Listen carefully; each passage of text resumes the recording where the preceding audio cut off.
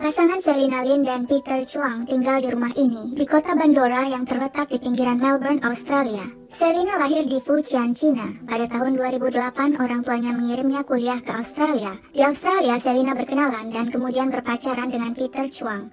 Tak lama kemudian, dia hamil. Keluarga Peter kemudian berkunjung ke rumah orang tua Selina di China untuk melamar Selina. Saat itu, kedua orang tua Selina tidak tahu anak mereka sebenarnya sudah hamil. Pada 2010, Selina dan Peter menikah. Hidup mereka di Australia berjalan tenang dan bahagia menyambut kedatangan si bayi. Ketika masa persalinan Selina semakin dekat, Wachia Chuang, ibu Peter, pindah dari China ke Australia. Dia tinggal di rumah Peter dan antusias menyambut cucu pertama dari Peter, anak laki-laki satu-satunya. Wachia adalah seorang wanita Chinese konservatif, berasal dari kampung, pendidikannya rendah dan tidak bisa berbahasa Inggris.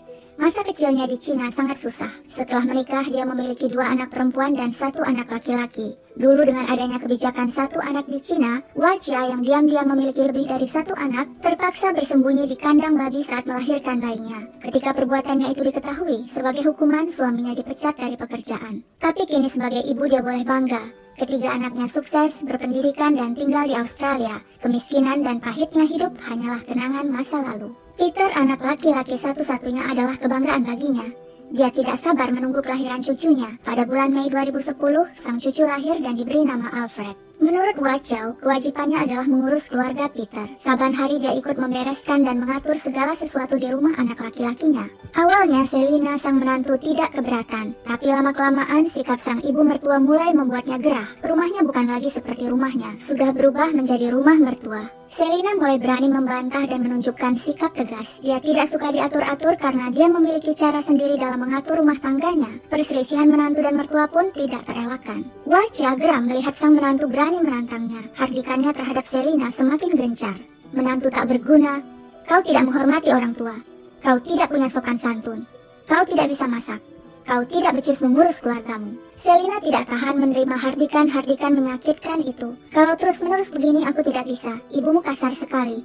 Aku tak mau dia tinggal bersama kita. Begitu kata Selina pada Peter, suaminya. Sang ibu mertua pun akhirnya pindah ke rumah Mei, putri sulungnya. Tapi dia pindah dengan perasaan dendam. Dia tak seharusnya tinggal di rumah anak perempuannya. Menurut tradisi Cina, dia seharusnya tinggal di rumah Peter, anak laki-lakinya. Tapi karena ulah menantunya yang tidak becus dan kebarat-baratan, dia jadi ditendang dari rumah itu. Dendamnya semakin membara. Sementara itu Selina senang, kini rumahnya kembali tenang. Dia bisa leluasa mengatur rumah tangganya dan mengurus bayi Alfred. Tidak ada lagi yang mencela dan mengkritiknya setiap saat. Tapi sebagai istri, Selina juga tahu, tidak mungkin sepenuhnya dia mengelak dari sang mertua. Wachia adalah ibu Peter. Sebab itulah Selina tidak bisa menolak ketika ibu mertuanya sering mampir ke rumah dengan alasan ingin melihat cucunya Alfred. Dan pada saat bertemu itulah, pertengkaran kerap terjadi kembali. Sepertinya Wachia sulit menahan diri untuk tidak melontarkan kritik, hardikan, dan celaan. Seolah semua yang dilakukan menantunya tidak ada yang beres. Pada 20 Juli 2011 saat Selina, Peter, dan Wachia sedang berada di dalam mobil, kembali pecah pertengkaran di antara Selina dan ibu mertuanya.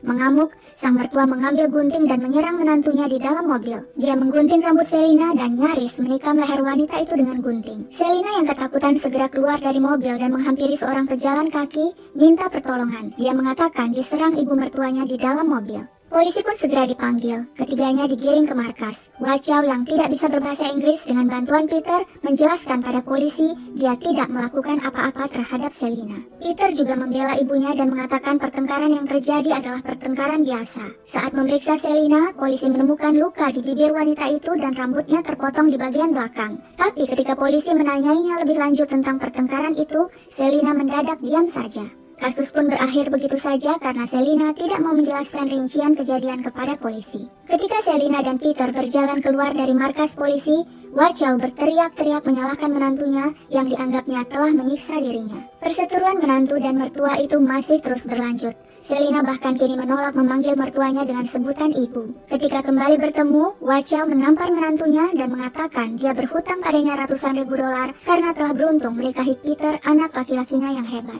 Hubungan Selina dan si ibu mertua bertambah buruk. Sebisa mungkin Selina menghindar darinya, meskipun terkadang dia tidak berdaya saat si ibu mertua berkunjung untuk melihat anaknya Peter dan cucunya Alfred. Si ibu mertua selalu mengomel setiap berkunjung karena menganggap rumah mereka jauh.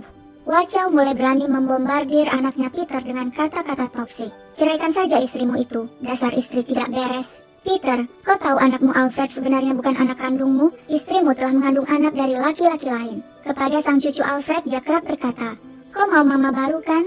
Kau mau mama baru kan? Wachow terus-menerus mendesak anaknya untuk menceraikan Selina.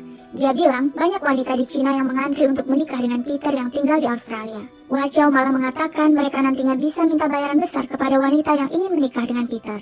Nilai Peter tinggi sekali, sebab dia sukses dan tinggal di Australia. Wanita mana sih yang tidak mau? Hal ini membuat hubungan Selina dan Peter memanas. Karena tidak kuat lagi, Selina kabur ke Cina ke rumah orang tuanya, menangis dan mengadu tentang perlakuan ibu mertuanya padanya. Peter pun menyusul datang ke Cina. Dia membujuk sang istri untuk kembali ke Australia. Dia berjanji semuanya akan baik-baik saja. Benarkah begitu? Benarkah Selina akan baik-baik saja? Jawabannya, tidak. Pada 3 Mei 2012, Wachow Chuang ingin berkunjung ke rumah anaknya Peter. Dia baru saja kembali dari Cina selama 2 bulan dan kangen cucunya Alfred. Dia minta tolong anak perempuannya Mei untuk mengantarnya.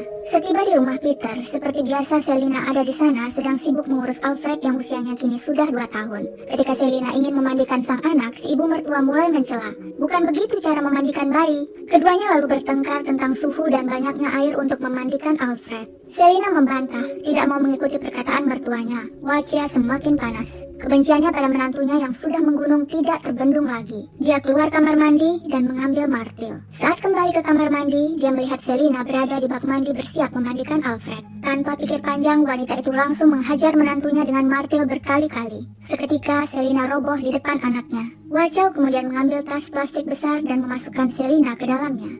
Setelah itu, dia membersihkan kamar mandi. Sekarang, apa yang harus dilakukannya? Dari balik jendela, dia melihat tempat sampah milik tetangganya. Wanita itu bergegas keluar dan memastikan tak seorang pun melihatnya. Lalu dia ambil tempat sampah beroda milik si tetangga dan membawanya ke rumah. Wajah memasukkan menantunya ke tempat sampah, lalu mendorongnya dan menaruh kembali tempat sampah itu di depan rumah tetangganya. Untuk sementara, urusannya beres. Dia meninggalkan cucunya Alfred di rumah dan pergi berjalan kaki ke shopping center. Kemudian dengan tenang dia menelpon anaknya Mei. Jemput mama di shopping center, begitu pesannya. Malamnya sepulang kantor Peter heran sebab tidak menemukan istrinya di rumah. Yang ada hanya anaknya Alfred. Peter berpikir mungkin istrinya ngambek dan pergi ke rumah teman atau saudara. Dia tidak berpikir macam-macam dan tidur sekitar pukul 1. Sementara itu pada saat yang sama pada 4 Mei 2012 subuh pukul 2, Wajah menelpon anak perempuannya Suki dan minta diantar ke rumah Peter. Ada barangku yang tertinggal di sana, penting. Aku mau mengambilnya sekarang juga. Suki merasa heran. Besok saja mas, sekarang aku harus tidur, katanya pada ibunya. Tapi karena sang ibu ngotot dan bertingkah seperti orang panik, akhirnya Suki menuruti. Setiba di dekat rumah Peter, Wajah menyuruh Suki menunggu di mobil. Dia lalu mengambil tempat sampah milik tetangganya dan mendorongnya sekitar 700 meter ke sebuah sungai kecil. Di sana dia membuka tempat sampah dan membuang isinya ke dalam sungai. Wajah lalu menyembunyikan tempat sampah itu di balik semak-semak dan segera kembali ke mobil. Suki yang sejak tadi menunggu menatap heran lalu bertanya, "Ma, sudah kau ambil barangmu itu?" Wajah tak menjawab tapi malah berkata, "Ayo pulang." Tapi sepertinya Wajah dihantui oleh perbuatannya sendiri. Dia tidak bisa tenang sehingga akhirnya mengaku ke anaknya bahwa dia telah menghabisi menantunya Selina Lin. Semuanya terkejut, tapi mereka langsung mengambil tindakan tepat. Suki, Mei, dan suami Mei mengantar ibu mereka ke markas polisi. Kepada polisi, Wajah mengakui semua perbuatannya. Dari pengakuan itu, polisi berhasil menemukan jasad Selina. Hasil otopsi menunjukkan kematian disebabkan pukulan benda tumpul atau martil sebanyak 33 kali. Wajah diseret ke pengadilan. Wanita itu mengatakan dirinya tidak bersalah. Dia melakukan semuanya demi membela diri. Pada hari naas itu, dia menyarankan pada Selina cara yang benar memandikan bayi. Tapi Selina malah mengamuk lalu mengambil martil dan menyerang dirinya. Wajah yang takut dan panik segera merampas benda itu dan memukulkannya pada Selina. Tapi pengadilan sulit mempercayai pembelaan itu. Jika membela diri, mengapa sampai memukul 33 kali? Bukankah itu lebih mirip dengan orang yang penuh dendam dan amarah? Saksi-saksi juga memberatkan Wajah yang sering melakukan kekerasan terhadap Selina. Peter, si anak kesayangan, mengatakan Selina tak pernah membalas kekerasan fisik yang dilakukan ibunya. Di pengadilan, Wajah masih saja menunjukkan sikapnya yang di luar kendali. Dia menangis, menjerit histeris sehingga harus digiring keluar ruangan dan menyebabkan sidang ditunda. Pada akhirnya, juri tidak percaya pada pembelaan wanita itu. Dia dinyatakan bersalah melakukan pembunuhan dengan sengaja. Hakim akhirnya memvonis ibu mertua 18 tahun penjara. Tapi jaksa penuntut tidak puas dan mengajukan banding. Banding dikabulkan dan hukuman si ibu mertua menjadi 22 tahun penjara. Atas kematian Selina, pengadilan Australia memberikan kompensasi pada orang tua Selina sebesar $110.000. Tapi uang itu tidak bermakna besar, terutama bagi ibu Selina, Shui Ying Chen, yang terpaksa bolak-balik ke psikiater untuk konseling dan terapi karena duka mendalam yang dialaminya sejak kejadian yang menimpa anaknya. Sang ibu kerap terbangun di tengah malam karena mimpi buruk. Dia selalu melihat bayangan Selina di tempat-tempat yang sering mereka kunjungi, dan dia selalu merasakan sosok anaknya selalu berjalan di dekatnya, tidak mau berjauhan dengannya. Apakah kalian punya pengalaman buruk dengan mertua seperti ceritaku barusan? Jangan lupa share pengalaman kalian di bawah.